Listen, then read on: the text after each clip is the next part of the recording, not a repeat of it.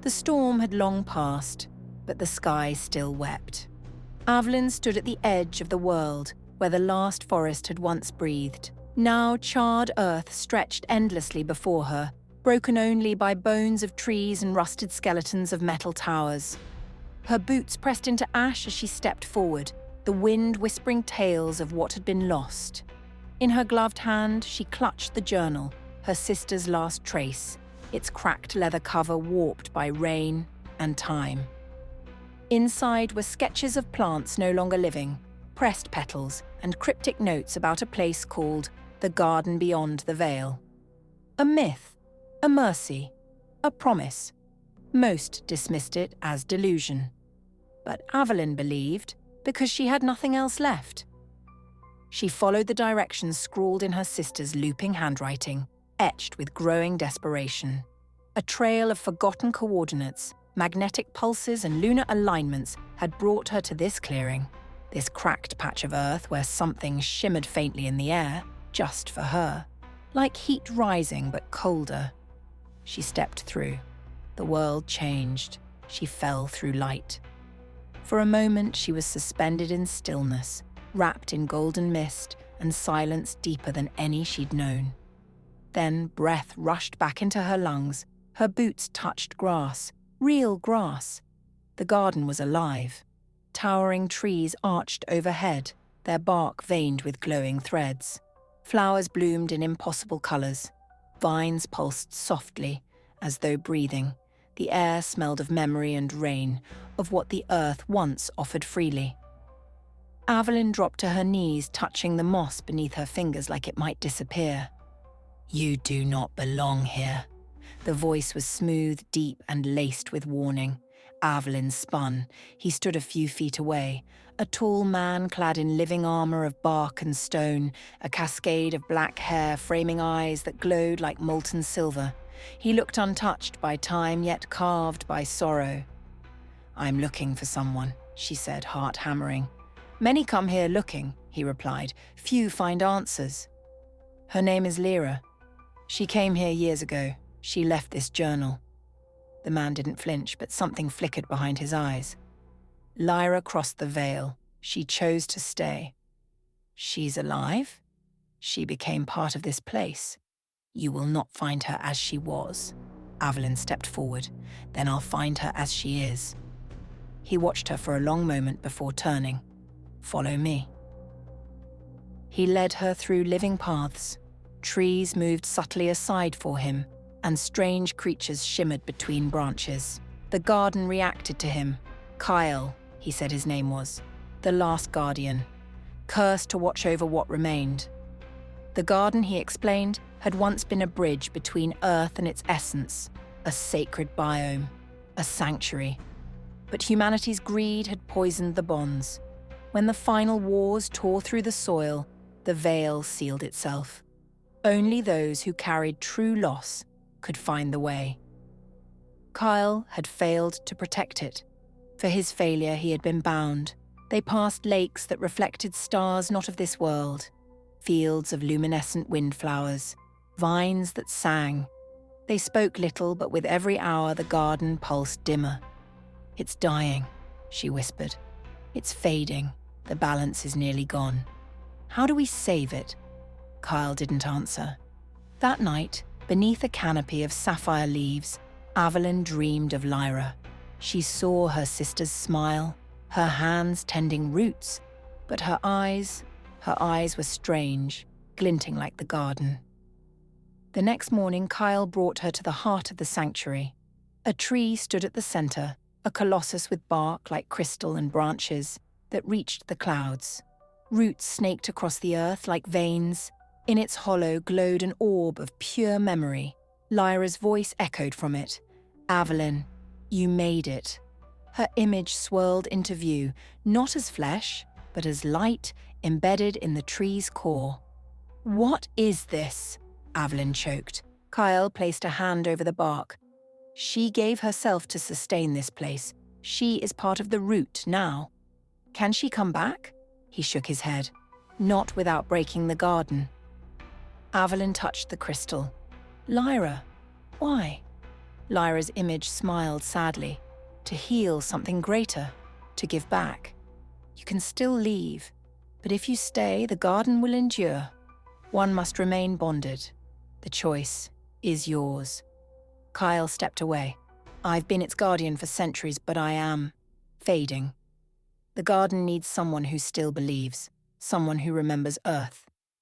Tears traced Avelyn's cheeks.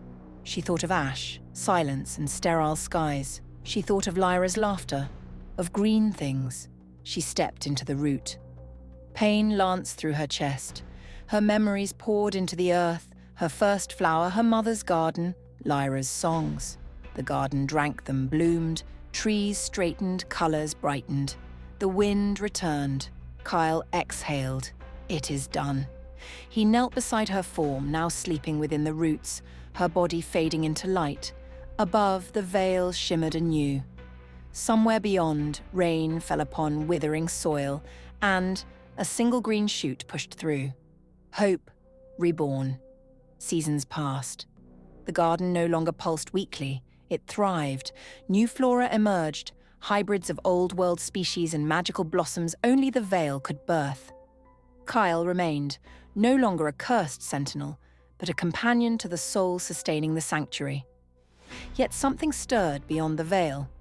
One day, as Kael walked beneath blooming sunferns, he noticed a shimmer at the garden's edge. A figure, a child no more than 10, stood peering in, wide-eyed and trembling. He approached gently. "You found the door," Kael murmured. The child held a broken necklace. "My dad." He told stories. Then he disappeared. I followed the light. Kael's gaze softened. The garden had called someone again. Within the root chamber, Avelyn stirred. Not fully human, not fully light, she felt the presence. The garden whispered through her. More were coming. The world outside was beginning to hope again. And the veil was opening wider. In the weeks that followed, others began to appear. Not in great numbers, but one by one, wanderers, seekers, the grieving and the lost. Each was drawn by something different, a dream, a memory, a story whispered before sleep. Kael welcomed them, guiding them as he once guided Avelyn. Each visitor left, changed. Some returned to the outside world bearing seeds, real and metaphorical. Some chose to stay, blending with the life that now pulsed ever stronger. And some disappeared into the garden's deeper paths, never seen again, yet never mourned. The child, Elias, grew quickly.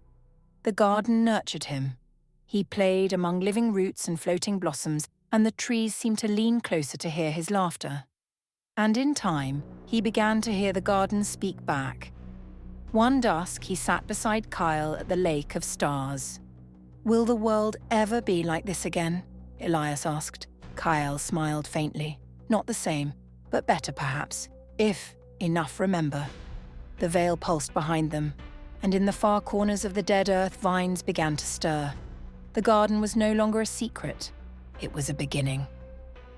Elias's bond with the garden deepened. By his 12th year, he could awaken dormant seeds with a whisper and speak the language of vines. But one night, he touched a root near the heart tree and saw visions not meant for him, flashes of cities burning, skies choked in dust, and a man with eyes like his.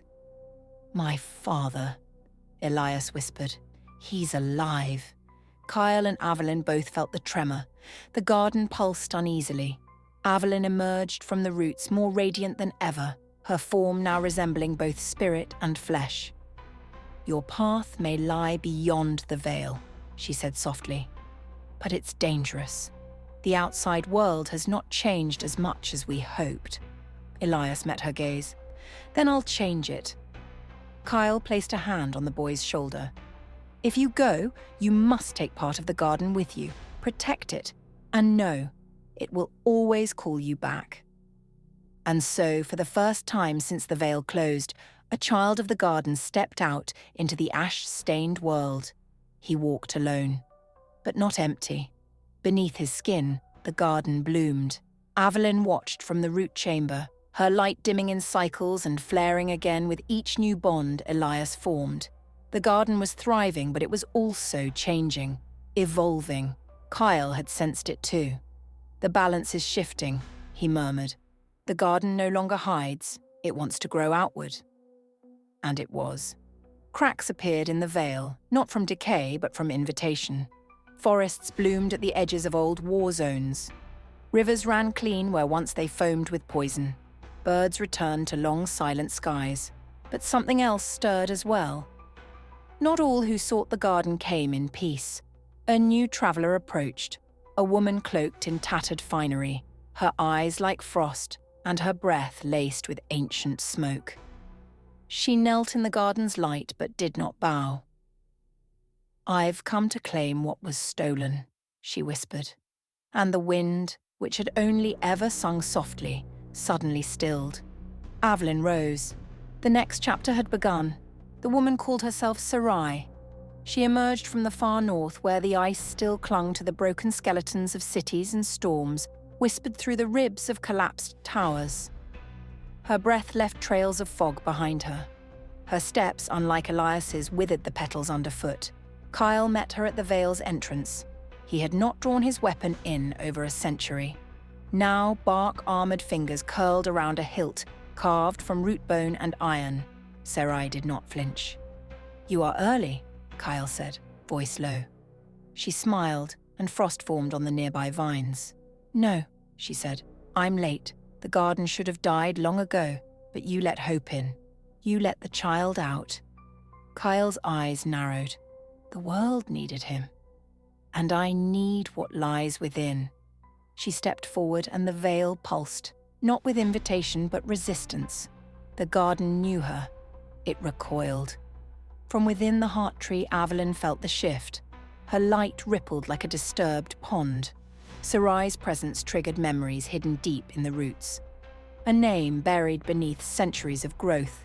Sarai, once a healer, once a sister to Lyra, once part of the Vale. But she had been exiled, not by violence, but by choice. When the world burned, Sarai sought to preserve power, not balance. She fed on broken oaths and built her strength in ice and silence, believing nature was weakness, not wisdom. Avelyn materialized before her, radiant and firm. "You will not take from us," Sarai tilted her head. "It's not taking. I'm returning. You only bloom because of what I sacrificed. I bled the first magic into this soil. I gave the Vale its shield. And you gave it to children." Avelyn stepped forward. "And what would you do with it? Make the world obey." The garden darkened. The wind died. Kael drew his blade, and, far away, Elias felt it. The bond inside his chest, the hum of roots and rivers and memory, tightened.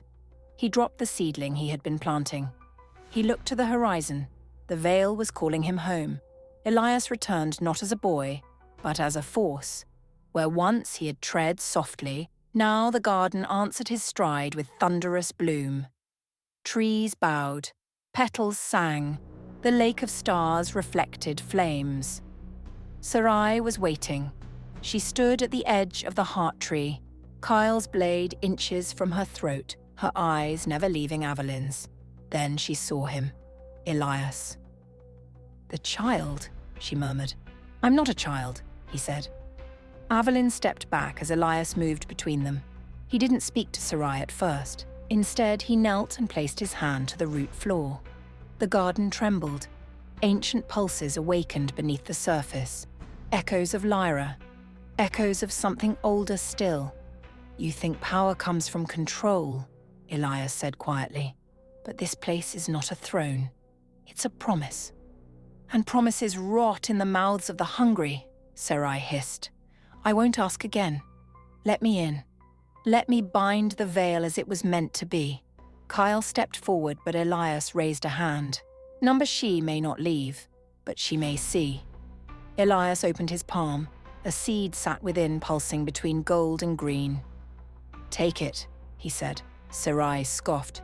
"A trick. A mirror." She reached out slowly and touched it, and the garden surged. Vines wrapped her arms, not to restrain but to remember. Her memories poured into the roots. Her grief, her betrayal, her loneliness, her fury. She had loved the earth once, deeply, madly, but it had not loved her back. The veil showed her what she had become. Sarai fell to her knees weeping, and the garden did not reject her. It forgave. Sarai remained on her knees, tears crystallizing softly upon her cheeks, falling gently into the earth beneath. Each tear sparked tiny blooms, ice-blue petals mixed with threads of silver, unfolding hesitantly but beautifully from the soil. Elias approached her slowly, his footsteps cushioned by the soft moss and glowing roots. "You once believed," he murmured, his voice quiet but firm. "You can believe again." Kael stood vigilant, watching but no longer wary. He understood this moment intimately, the humbling acceptance of what one had become and the fragile hope of becoming something new.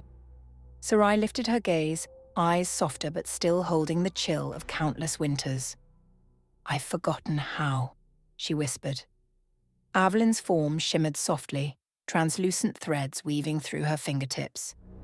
"You begin by letting go," she offered gently, stepping forward. "And then, you rebuild." Elias knelt beside Sarai, placing his hand over the blooms she had birthed from sorrow. It pulsed warmly under his touch. "The garden remembers all," he said quietly. "Your pain, your strength, your choices, but most importantly, it remembers your love."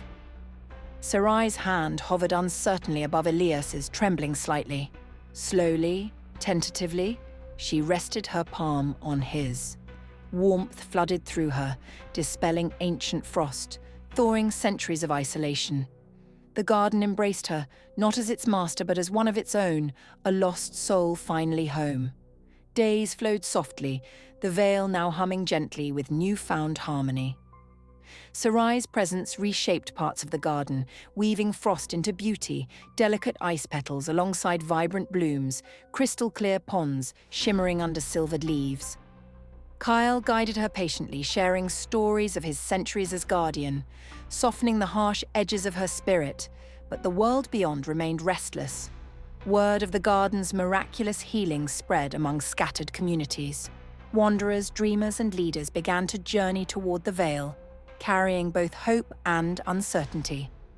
Elias ventured out once more, carrying seeds crafted by the combined essence of Sarai and Avelyn.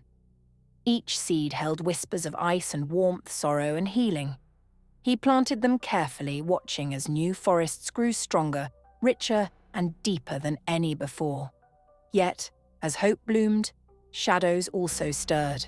Old powers, those that thrived in desolation and dominance, grew uneasy. Rumors spread among the remnants of civilization, tales of the veil and its hidden strength, stories of miracles too dangerous to leave unclaimed. One evening, as twilight bathed the garden in shades of amethyst and gold, a new figure appeared at the edge of the veil. He was clad in armor battered by countless battles, his eyes sharp with cunning, bearing the banner of an ancient empire, long thought extinguished. Kael stepped forward, the garden tightening subtly around him, protective yet poised. "I've come seeking an audience," the man announced calmly. "The world outside has heard your call, and now it must be answered." Avelyn and Sarai stood side by side, their presence glowing gently yet resolutely. Kael nodded slowly. "Then speak." The man bowed his head respectfully. "The garden has awakened the world, but not all awakenings bring peace. War follows hope, like thunder follows lightning. Your sanctuary will need allies, or it will be overrun." Elias returned just in time to hear the stranger's words, the soil beneath him murmuring in unease. He looked to Avelyn, who nodded softly. "Then we must prepare," Elias said firmly, "not for war, but for change."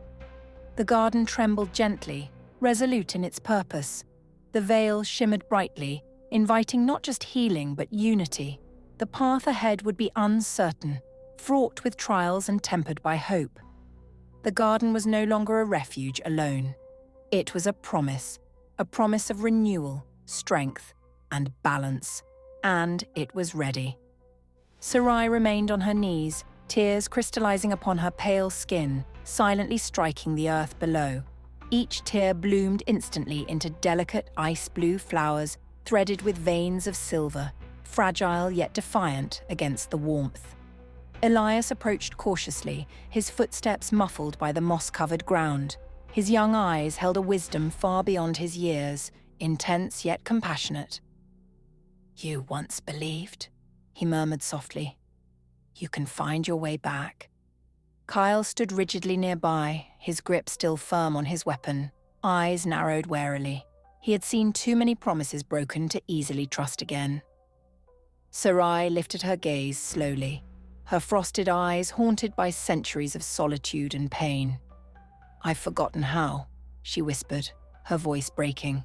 Avelyn appeared beside Elias, her ethereal form rippling with quiet intensity. Her gaze locked firmly on Sarai, radiating warmth despite her intangible presence. "Begin by letting go," she whispered gently, yet her voice echoed through the clearing. "Let go of everything you have become." Elias knelt, his hand trembling slightly as he touched the luminous bloom born from Sarai's grief. The flower glowed warmly, illuminating his face with soft golden light. "The garden remembers," he spoke gently, urgently. "Your pain, your strength, but also your love." Hesitantly, Sarai reached out, fingers trembling as they hovered above Elias's hand. A moment of painful hesitation passed before she finally rested her palm atop his. Instantly, a powerful warmth surged through her, melting the ancient frost encasing her heart, and she gasped, eyes wide with awe and fear. Days passed slowly, marked by tense silences and careful exchanges. Sarai gradually reshaped parts of the garden, crafting delicate ice sculptures and intertwining them with living blossoms, an uneasy yet poignant harmony. Kael observed her warily, gradually seeing the shadow of the person she once was beneath layers of ice and regret. Yet beyond the sanctuary, the world stirred restlessly. News of the garden's miraculous revival spread, sparking hope and stirring envy. Wanderers, leaders, and dreamers arrived at the Vale's borders, their faces etched with equal parts hope and suspicion. One twilight, an armored figure approached, clad in battered metal reflecting the fading daylight, eyes sharp and calculating. A forgotten banner fluttered behind him, emblem of a fallen empire resurrected through whispers and dreams. Kael stepped forward, instantly alert, every muscle taut. "What do you seek here?" The stranger's gaze roamed the garden before fixing firmly on Kael. "An audience. The garden's awakening has brought not only life, but conflict. Forces are gathering, determined to claim what lies here." Elias returned at that precise moment, heart quickening with anxiety at the tense scene unfolding before him. He glanced quickly to Avelyn, who nodded solemnly, her gentle form flickering with restrained power. "Then we will prepare," Elias declared, his voice firm yet tinged with uncertainty. "Not for war, but for survival, for the future." The garden shivered softly beneath their feet, the veil shimmering intensely, inviting both healing and conflict, promise and peril intertwined. As darkness fell, uncertainty hung thickly in the air. The sanctuary, once safe, now faced the storm. And it was ready. As weeks passed, more arrivals appeared at the edge of the veil, each with their own stories of loss, hope, and desperation. The garden expanded cautiously, its borders slowly inching outward, reclaiming scorched earth, breathing life into lands long dead. Sarai, though hesitant at first, found herself guiding newcomers alongside Elias and Kael. Her voice softened gradually, her frozen heart thawing each time she witnessed awe in their eyes, the kind of wonder she'd long forgotten. But even amidst this rebirth, the shadow of impending conflict lingered. Avelyn watched silently from within the garden's core, her presence both protective and anxious.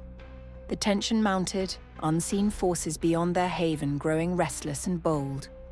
Then one night, Under a moon heavy with dread, a distant thunder rolled ominously toward the Vale, heralding the arrival of those who sought not unity, but dominion. Kael turned to Elias, resolve etched deeply into his features. "They're here?" Elias straightened, fear and determination battling within him. He looked towards the storm's approach, whispering softly but fiercely to the roots beneath his feet, "Let them come.